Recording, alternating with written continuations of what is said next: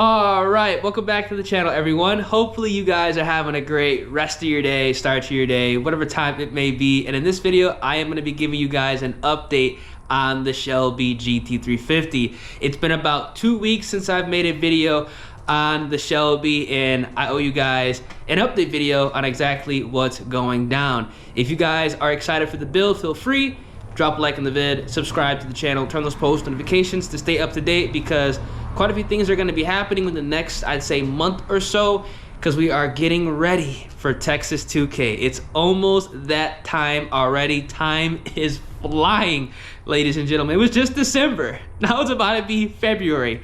Crazy. Now, if you guys are unaware, this car is currently down because I broke the transmission. I broke 2 stock transmissions in under a 30-day period. Flashback.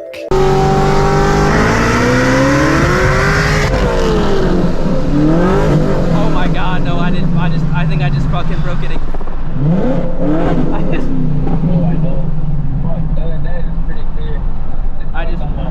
There's no way I just broke the transmission again. This car is making some power. It's making a little over 950 wheel horsepower. We have an ESS G3R Supercharger, and it does have the 105mm pulley on here. Now, as far as the transmission goes, this car is going to be getting a Billet 3160 from Ben Calimer. I decided to not go ahead and go with a T56. I talked to a couple people. Ben Calimer actually reached out, and they told me that my current setup with the centrifugal supercharger would not work the best with a T56, so we're gonna go with a Billet transmission. 3160 will be good to go. Now, hear me out. This is something that I am considering doing. Let me know down in the comment section if you guys think it is a good idea. I think it's a good idea. Now, when the Billet transmission comes in, the clutch comes in, and when everything is installed, I am actually going to be pulleying up on the Shelby Gt350. I am going to go back to the 110mm pulley, but this time I am going to be using a Grip Tech 110 as well as a green belt while I'm breaking the car in, because I don't think there is a reason to break the car in, because I have to do 1,000 miles with the transmission and the clutch before I can go WOT. I don't think there's a reason to have the 105mm pulley on the car while that's going down. I personally don't think there's a reason to do that. Now, when Texas 2K comes around, depending on the timing of everything, I am going to be going back to the 105, obviously Grip Tech 105 with a green belt. Then after Texas 2K, I think I'm going to go back to the 110 Grip Tech with the green belt. Let me know if you think that's a good idea. I honestly want to stay on the 110 Grip Tech green belt around 850, 870, because the car made 850 wheel on the 110 non-Grip Tech black belt with belt slip. It only made 11 pounds of boost, which is actually low. So I honestly don't even know what it would really make on the 110. It's probably like high 800 realistically, or it really could be just 850. I have no idea, but I was happy with the 110 performance. I think I'm gonna go back to the 110, and then if I want to go ahead and pulley down, I can, but I don't think there is a reason for me to have the car at 950 wheel horsepower all the time in all reality. Let me know down in the comment section what you guys think. Let me know what you guys think of that plan. Honestly, I think it is a good idea because, let's be honest, Texas 2K is the main event. We'll have it turned up for Texas 2K, and then you know, we'll turn it down after Texas 2K. And if there's something that needs, you know, the 105 on the car, I can just go ahead and swap it. I think that's the good idea.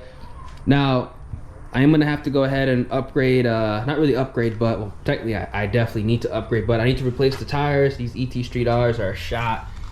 They're done. You can't really see because the car's parked, but they're done.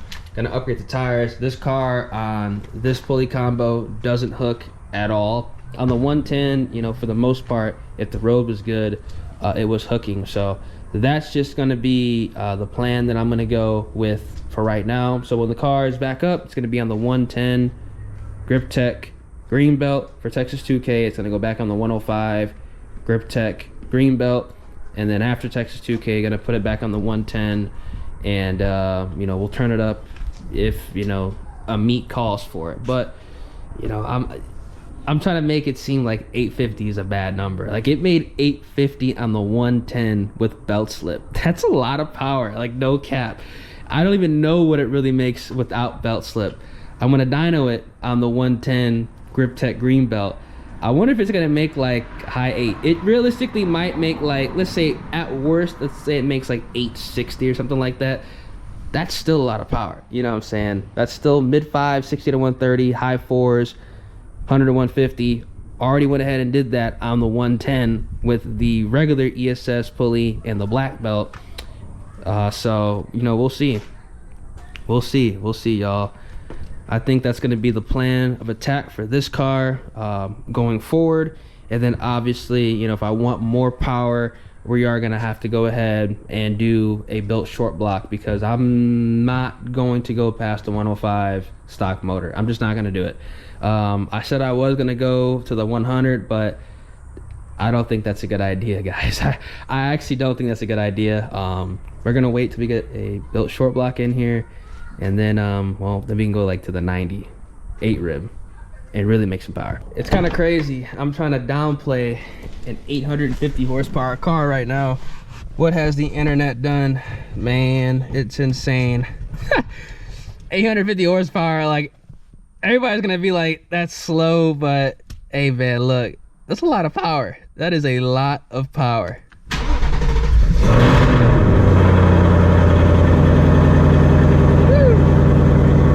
Shit, at a point, like, I was like 450's a lot. That's the crazy part. When I had the white 2 valve, man, I would have thought this was a rocket ship for real.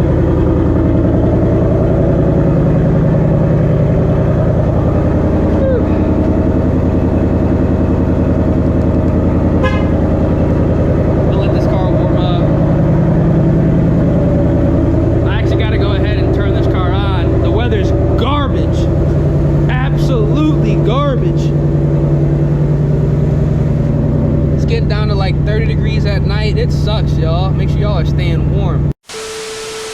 All right, back on the road in the S650. Absolutely love this car, man. I gotta get gas soon too. I have 43 to E. I straight keep this car on race weight, even though I'm just like daily driving it. But the weather is about to get real bad here in Texas, really bad. We're supposed to get snow soon, which is crazy. The temperature is going to be dropping to 30 degrees. I already know things are going to get shut down. I got to run a couple of errands right now because I do not want to be stuck inside when everything gets shut down, when I need to go outside and get some things. So, hey, if you live in Texas, y'all know, man, just get ready now before it's too late, because 30 degrees here in Texas, it's like negative degrees up north, because I'm from Chicago, so you know, I'm used to the cold, but not anymore. It's weird because 30 degrees here, it feels way colder than 30 degrees back home in Chicago. I cannot explain it, but it just feels, it feels significantly worse. Like, it's unbearable. Like, I don't even want to step outside. Inside the house, it feels worse too. Terrible inside the house. I feel like it's because a lot of these homes here, they're not like insulated properly because it's down south, but it's terrible, terrible. So we're gonna get ready before it's too late. But as far as the clutch goes on the Shelby Gt350, I am really entertaining the idea of going back to an organic compound. Yes, you know, running something like a Cerametallic would be a lot stronger, and it would, you know, hold the power for longer. But in all reality, I think how I am going to approach the car now, a stronger organic compound clutch is going to feel better just driving the car regularly, because I don't just race the car. I mean, I literally like to just drive it to go get groceries. Like, if the car was running right now, I would be literally taking the Shelby Gt350 out to get groceries because it's nice outside, but I can't. So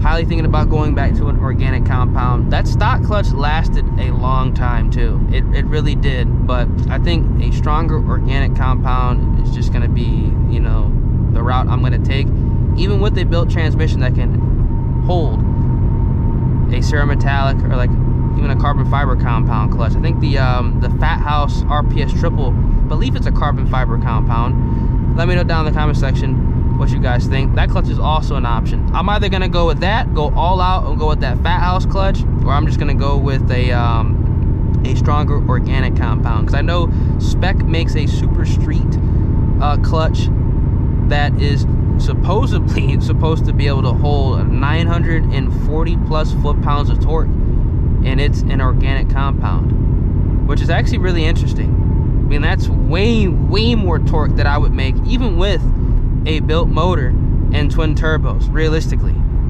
So I mean, that's not a bad option, and it's organic, so it's gonna feel pretty damn good just daily driving. Even if it is a little bit heavier than stock, it still will feel better than a cerametallic clutch.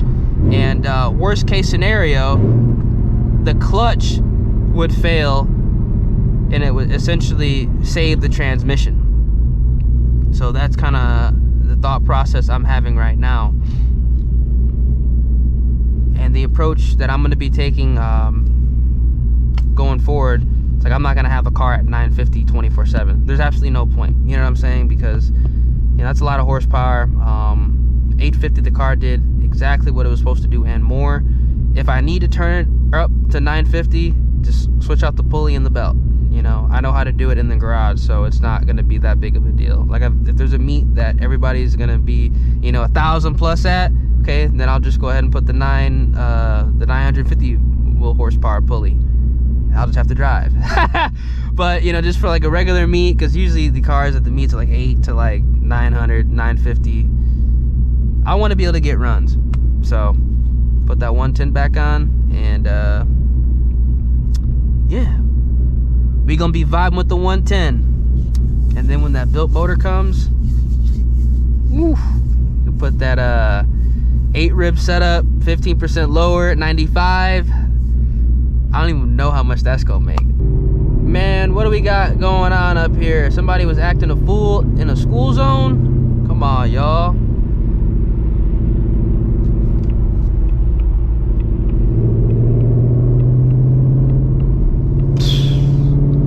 Somebody was acting a fool in a school zone. That's crazy. And on top of everything, I do want to go ahead and boost this car this year. I am going to boost this car this year.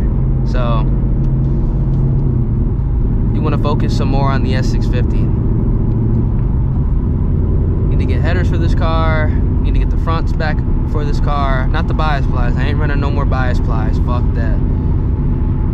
And get this car ready for boost.